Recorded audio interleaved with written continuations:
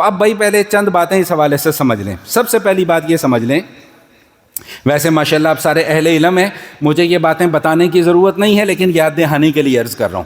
سب سے پہلی بات یہ سمجھ لیں کہ وراثت یا میراث اس مال کو کہتے ہیں کہ جب کوئی آدمی مر گیا تو مرنے سے پہلے جو کچھ اس کی ملکیت میں تھا اب وہ وراثت ہے، چاہے وہ ہوائی جہاز ہو، چاہے وہ ایک معمولی سی سوئی ہو. اب جب کوئی آدمی خدا نہ خواستہ اس دنیا سے چلا گیا اور اس کی ملکیت میں اب جو کچھ بھی مال ہے، جو کچھ بھی ہے، جوتا ہے، جرابیں ہیں، کپڑے ہیں، ٹھیک ہے، ٹوپی ہے، گھڑی ہے، گاڑی ہے، بنگلہ ہے، پلاٹ ہے، پلازا ہے، جائیداد ہے، ٹوٹی ہوئی چپل ہی کیوں نہ ہو، وہ بھی کیا ہوگی بھائی؟ سمجھیں اس چیز کو. ہمارے ہاں وراثت کے حوالے سے کچھ غلطیاں کی جاتی ہیں. مثال کے طور پر سب سے پہلی غلطی ہم لوگ کیا کرتے ہیں؟ سب سے پہلی غلطی ہم یہ کرتے ہیں کہ جب کوئی ہمارا بڑا فوت ہو جاتا ہے، اس کے جو بچے ہوئے کپڑے اور وہ کچھ برتن وہ سب سے پہلے ہم کس کے گھر بھجواتے ہیں بھائی؟ مولوی صاحب کے گھر. ہاں، پرانے لوگوں کو یاد آ گئی کہ میں نے اس موقع پہ کیا بات کہی تھی. بھائی مولوی صاحب کے گھر گاڑی کی چابی کیوں نہیں بھجوا دیتے؟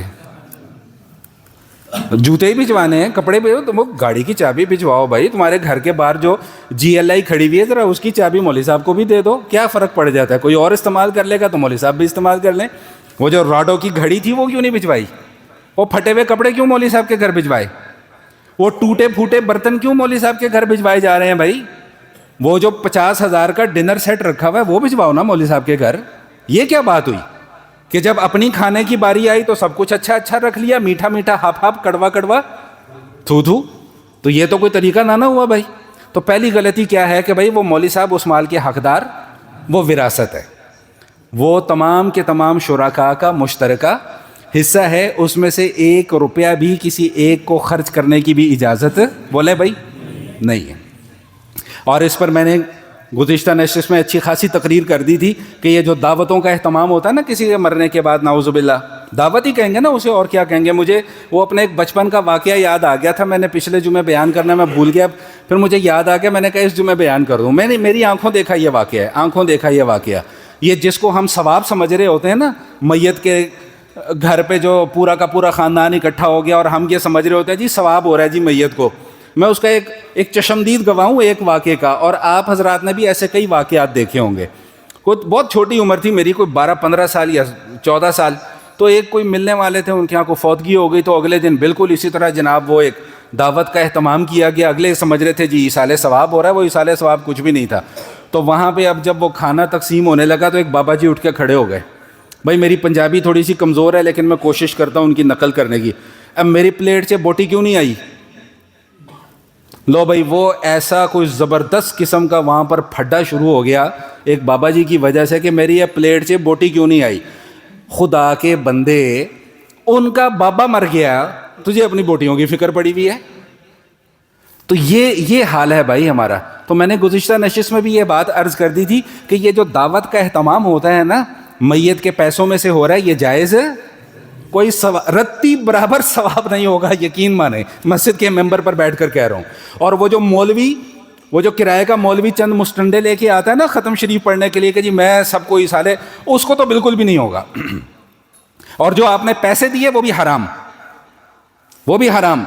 اس مولوی کی کمائی بھی حرام اور آپ کا وہ پیسے دینا بھی کیا ہو گیا بھائی؟ نہیں سمجھ میں آ رہی بات میری، بری لگ رہی ہوں گی یہ باتیں، یہاں پہ چبھ رہی ہوں گی، لیکن کیا کریں، حقیقت ہے بھائی. بجائے کرائے کے مولوی بلوانے کے جو جس کے متعلق آپ یہ سوچ رہے ہیں کہ جی میں اسے پیسے دوں گا تو یہ میرے بابے کے لیے دعا کرے گا. بھائی قل هو اللہ احد آتی ہے کہ نہیں آتی؟ آتی ہے کہ نہیں آتی؟ بھائی 3 مرتبہ قل هو اللہ احد پڑھو، نبی پاک صلی اللہ علیہ وسلم فرماتے ہیں ایک قرآن پاک پڑھنے کا ثواب ہے. آپ خود 3 مرتبہ قل هو اللہ احد پڑھ کر اپنے بابے کے لیے اگر دعا کر دیں کہ یا اللہ اس کا ثواب اس کو پہنچا دے، اس میں زیادہ خلوص ہے کہ وہ 500 روپے مولوی کو دے کے دعا کروانے میں زیادہ خلوص ہے؟ نہیں پلے پڑ رہی بھائی باتیں میری، اوپر سے گزر رہی ہیں ساری کی ساری باتیں. تو خدا کا واسطہ ہے بھائی، خدا کا واسطہ ہے، ان معاملات سے نکل آئیں. اب آپ بڑے ہو گئے، اللہ پاک نے سمجھ دی ہے، عقل دی ہے، شعور دیا ہے، اب بڑے ہو گئے، نکل آئے ان سارے کے سارے معاملات سے. یا مولویوں کی جیبیں بھرنا چھوڑ دیں، اب بہت کھا پی لیا انہوں نے، بہت لوٹ لیا آپ لوگوں کو، بس کر دیں، اب بہت ہو گئی ہے. کوئی 40-50 سال سے آپ لوگ لوٹتے ہی چلے آ رہے ہیں، بس بہت ہو گئی ہے. تو بات کیا چل رہی تھی؟ وَتَأْكُلُونَ التُّرَاثَ. میں بتا رہا تھا کہ میراث کیا ہے بھائی. جب کوئی مر گیا، اس کی ملکیت میں جو بھی مال ہے وہ اب تمام کے تمام ورثاء کا مشترکہ حصہ ہے. اس میں سے 1 روپیہ بھی کسی کو خرچ کرنے کی اجازت نہیں ہے. اور اس سے بڑی خرابی جو ہمارے معاشرے کے اندر رائج ہے وہ کیا؟ بیٹی کو حصہ نہیں دینا. میں اس پر کئی مرتبہ بات کر چکا ہوں. بہن کو حصہ نہیں دینا، اس پر کئی مرتبہ بات ہو چکی ہے. حالانکہ آپ سورۃ النساء کی جو میراث والی آیات ہیں وہ آپ پڑھیں نا تو آپ حیران رہ جائیں گے. کیا فرمایا اللہ تعالیٰ نے؟ یوصیکم اللہ فی اولادکم للذکر مثل حظ الانثیین. کہ اللہ تعالیٰ تمہیں حکم دے رہے ہیں تمہاری اولاد کے متعلق وراثت میں سے کہ بیٹے کا حصہ، یہ نہیں بتایا کہ کتنا ہے، 1/2 ہے، 1/3 ہے، 1/6 ہے، 1/4 ہے، 1/5 ہے، یہ نہیں بتایا اللہ نے کتنا ہے. اللہ نے بتایا کہ جتنا تم بیٹی کو دو گے اس سے دگنا تم نے بیٹے کو دینا ہے. نہیں سمجھ میں آئی بات؟ بیٹی کا حصہ اللہ بتا رہے ہیں کہ جتنا بیٹی کو ملے گا اس سے دگنا کس کو دو گے بھائی؟ اس سے دگنا کس کو ملے گا؟ تو پہلے ہی یہ ذہن سازی کر دی کہ بھائی بیٹی کو حصہ دینا پڑے گا. یہ جو ایک جاہلیت کا تصور ہم لوگوں نے اپنے ذہن کے اندر بٹھا لیا کہ جی بیٹی دا تے کوئی حصہ نہیں ہوتا، ایسی بیٹی دی پرورش کی ہے، ہم نے بیٹی کو پالا ہے جی 20-21 سال بیٹی کا کوئی، تو 20-21 سال بیٹے کو نہیں پالا، وہ باہر سے کھاتا تھا کھانا، وہ بھی تو تمہارے ٹکڑوں پہ ہی پلا ہوا ہے نا. پھر ایک اور جاہلیت کیا ہے کہ جی ہم نے بیٹی کی شادی کے اوپر 10 لاکھ روپے خرچ کر دیا جی. کیوں بھائی؟ یہ چل رہی، یہ ابھی کچھ دن پہلے میرے سامنے ایک اس طرح کا معاملہ آیا. میں نے کہا یار خدا کا خوف کر لو. کیا کہتے ہیں جی بیٹی کی شادی پہ ہم نے 10 لاکھ روپیہ خرچ کر دیا جی، لہٰذا اب ہم بیٹی کو حصہ نہیں دیں گے. تو بیٹے کی شادی پہ خرچہ نہیں کیا، پھر بھی اس کو حصہ دینا ہے. دوسری بات، بیٹی کی شادی پہ 10 لاکھ روپیہ خرچ کرنا یہ شریعت نے تمہیں حکم دیا تھا؟ بولے نا بھائی، سٹی کیوں گم ہو گئی؟ اب تمہیں سے مراد آپ لوگ نہیں ہیں، میں ایک جنرل بات کر رہا ہوں. یہ ایک خطابت کا انداز ہے، اس لیے اس طرح کے الفاظ نکل جائیں. لوگ یہ نہ کہ مولوی بڑا بدتمیز ہے. ویسے میرے متعلق مشہور یہی ہے، مولوی بڑا بدتمیز ہے. مزاج کے خلاف جو باتیں ہوتی ہیں اس لیے مولوی بدتمیز ہے. چلو بہرحال، اچھا تو کیا بات ہو رہی بھائی کہ بھائی بیٹی کو ہم نے حصہ نہیں دینا. کیوں نہیں حصہ دینا جی؟ بیٹی کی شادی پہ ہم نے 10 لاکھ روپیہ خرچ کر دیا جی. تو بھائی شریعت نے حکم دیا تھا 10 لاکھ روپیہ خرچ کرو، شریعت نے تو حکم نہیں دیا. شریعت تو یہ کہتی ہے کہ بھئی 2 جوڑوں میں رخصت کر دو. یہ تو پابندیاں ہم نے خود اپنے اوپر لگائی ہیں نا کہ جی جب تک شادی پہ 10 لاکھ روپیہ خرچ نہیں ہوگا وہ شادی نہیں تصور کی جائے گی. یہ تو پابندیاں ہم نے اپنے اوپر لگائی ہیں.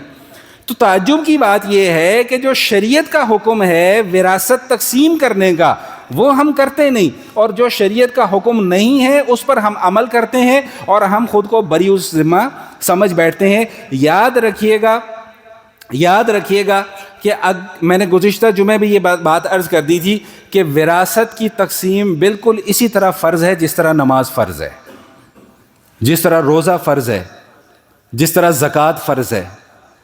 ابا جی فوت ہو گئے ہیں، 10 سال تک جناب وہ وراثت ہی نہیں تقسیم ہو رہی ہے. کیوں؟ اماں جی کی بڑی اس مکان سے وابستگی ہے جی، لہٰذا وراثت تقسیم نہیں ہو رہی ہے. لا حول ولا قوت الا باللہ. اور اس دوران خدا نہ خواستہ کوئی اور لٹک لیا تو پھر وہ تو بغیر وراثت کے ہی چلا گیا نا. اس کی ذمہ داری کس کے اوپر ہوگی؟ نہیں سمجھ میں آ رہی. یہ جو ایک ہمارے معاشرے میں دین کے معاملات میں آ کر یہ جو ایک ایموشنل بلیک میلنگ جو شروع ہو گئی ہے نا کہ جی اماں جی کو اس مکان سے بڑی محبت ہے، تمہارے ابا نے بڑی محنتوں سے یہ مکان بنایا تھا، اماں جی یہ مکان بیچنے نہیں دے رہی. او بھائی وراثت تقسیم کرو. اس میں کیوں نہیں کرتے وراثت تقسیم؟ وہ اماں جی گناہگار ہوں گی جب تک وہ وراثت کی تقسیم میں رکاوٹ بنی رہیں گی. قرآن کیا کہہ رہا ہے؟ وَتَأْكُلُونَ التُّرَاثَ أَكْلًا لَمًّا. وراثت سمیٹ کر کھا جاتے ہو. بہن کو وراثت نہیں دیتے، بیٹی کو وراثت نہیں دیتے، بھائی کا حصہ مار دیا، فلاں کا حصہ مار دیا، ڈھمکانے کا حصہ مار دیا. حالانکہ شریعت نے ہر کسی کے حصے متعین کر دیے کہ بھائی اس کو اتنا ملے گا، اس کو اتنا ملے گا، اس کو اتنا ملے گا، اس کو اتنا ملے گا. شوہر فوت ہو گیا ہے، بیوی کی دو حالتیں ہیں، اگر اولاد ہے تو کتنا ملے گا بھائی؟ 1/8، اگر اولاد نہیں ہے تو 1/4۔ بیوی فوت ہو گئی ہے تو اس میں بھی شوہر کا حصہ ہے، اگر اولاد نہیں ہے تو آدھا ملے گا، اگر اولاد ہے تو 1/4 ملے گا۔ ماں باپ ہیں، بیٹا فوت ہو گیا ہے، اس کی ملکیت میں جائیداد تھی، وراثت اب تقسیم ہو رہی ہے تو ماں باپ کو 1/6 ملے گا۔ بیٹی اگر ہے، اکیلی تو آدھا ملے گا، 2 یا زیادہ ہیں تو 2/3 ملے گا۔ شریعت نے تو ساری چیزیں صاف صاف سیدھی سیدھی بیان کر دی ہیں، عمل کرنے میں دقت کیا ہے؟ دقت یہ ہے کہ مفادات پر ضرب پڑتی ہے، دقت یہ ہے، سب سے بڑی دقت یہ ہے کہ مفادات پر ضرب پڑتی ہے۔ اور اللہ کیا کہہ رہے ہیں کہ وَتَأْكُلُونَ التُّرَاثَ أَكْلًا لَمًّا، بھائی تم وراثت سمیٹ کر کھا جاتے ہو، سمیٹ کر کھا جاتے ہو۔ یہاں تم نے اگر وراثت کھا لی ہے، بہن کو حصہ نہیں دیا ہے، بیٹی کو حصہ نہیں دیا ہے، یا خدا نہ خواستہ کسی بھائی نے کسی بھائی کا حصہ مار لیا ہے، تو بھائی قبر زیادہ دور نہیں ہے، زیادہ دور نہیں ہے قبر، وہ 6 فٹ کا گڑھا، یہاں سے کوئی 1-1.5 کلومیٹر کے فاصلے پر قبرستان ہے، کوئی زیادہ دور جانا ہے وہاں پر؟ یہ سوچ لو بس کہ وہ قبر کی مٹی جو ہے نا، وہ 6 فٹ کا گڑھا میرا انتظار کر رہا ہے۔ اگر یہاں پر میں کسی کی جائیداد ضبط کر کے بیٹھا ہوں، کسی کا حصہ مار کے بیٹھا ہوں، بھائی کا، بہن کا، بیٹی کا، تو بھائی سب سے پہلے تو وہاں پہ جواب دینا ہی پڑے گا، اور وہ اس وقت تک معاف نہیں ہوگا جب تک ادا کیسے کرو گے؟ قبر میں کیسے ادا کرو گے؟ قبر میں تو ادائیگی نہیں ہو سکتی نا، حشر میں کیسے ادا کرو گے؟ وہ پھر میں نے آپ کو بتلایا تھا، پھر ادلا بدلا ہوگا۔ کس چیز کا ادلا بدلا ہوگا بھائی؟ آپ کی نیکیاں اٹھائی جائیں گی، ان کے نامہ اعمال میں ٹرانسفر کی جائیں گی، اور ان کے گناہ اٹھائے جائیں گے، آپ کے نامہ اعمال میں ٹرانسفر کر دیے جائیں گے۔ یہ ڈیبٹ کریڈٹ کا سلسلہ جو ہے وہ پھر وہاں پر جا کر بھگتنا پڑے گا۔ اور اگر خدا نہ خواستہ اعمال نامہ بالکل خالی ہو گیا، تو ہم بار بار پڑھ کر آ چکے ہیں، یہ آخری پاروں کی جتنی بھی صورتیں ہیں بار بار پڑھ کر آ چکے ہیں کہ اعمال نامہ خالی ہو گیا تو پھر بنے گا کیا؟ تو بہرحال تیسرا سبب اللہ پاک کیا بیان فرما رہے ہیں کہ جو تمہارے رزق میں تنگی ہوتی ہے نا، تم وراثت کھا جاتے ہو، تم یہ سمجھ رہے ہو کہ میرے بینک بیلنس میں تھوڑا سا اضافہ ہو گیا ہے، حالانکہ وہ بینک بیلنس میں اضافہ نہیں ہوا، وہ آخرت میں نیکیوں کے بینک بیلنس میں کیا ہو رہی ہے بھائی؟ کمی ہو رہی ہے۔ اور اسی سے ایک مسئلہ اور بھی ذہن میں آ گیا، بات بڑی لمبی ہو گئی، میں نے اتنی لمبی بات کرنی نہیں تھی، بات بڑی لمبی ہو گئی، ایک مسئلہ اور ذہن میں آ گیا، حالانکہ پہلے بھی میں بیان کر چکا ہوں کہ یہ جو زندگی میں لوگ تقسیم کر دیتے ہیں، تو یاد رکھیے گا کہ زندگی میں وراثت تقسیم نہیں ہوتی۔ زندگی میں آپ جو کچھ دے رہے ہیں وہ گفٹ ہے۔ موبائل بند کر دیں بھائی، بات ذرا توجہ کے ساتھ سن لیں، موبائل بند کر دیں، بات توجہ کے ساتھ سن لیں، میں کوئی لطیفے نہیں سنا رہا یہاں پر بیٹھ کر۔ تو بھائی جو زندگی میں جو تقسیم ہوتی ہے نا، وہ وراثت کی تقسیم نہیں ہوتی، وہ آپ کی طرف سے گفٹ ہے۔